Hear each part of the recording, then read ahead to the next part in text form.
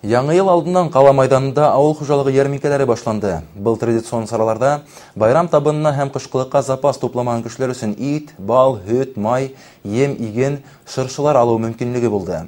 Елда байрамдар алдынан ошында ярминкелер үткәрелә. Бында иһә осход хакка тиешле азык-түлек алып калу мөмкинлеге бар. Был юлы башлыса урындагы yetiştirүчеләргә өстөнлек бирелде. Ярминкәгә килгән халык табигый продукция, хужалык товарларын алды. Азык-түлектән тыш урындагылар дебетчәле, йылы быймалар алып куанды.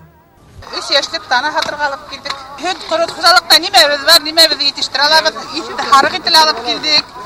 Каймак, май, корот, творог менә алып килдек. Килешү буенча хатабыз менә мәктәпләренә 50 сум харайбыз. Күбрәк алһалар әдрәк хакын төшәбез. Ел һайын хатуга киләбез. Ел һайын хатана быел ярминкәле 3-нчегә килдек. Аллага шөкер. 3-нчегә ит хатып торабыз. Хату һәйбәт үтә. Хату һәйбәт үтә. Аллага шөкер. Кайнагат без. Ел һайын шай оештырып торһындар. Бөтәһендә байрам менән, бөтәһендә юллар уң булһын. В преддверии новогодних праздников администрация муниципального района проводит для населения сельскохозяйственные ярмарки.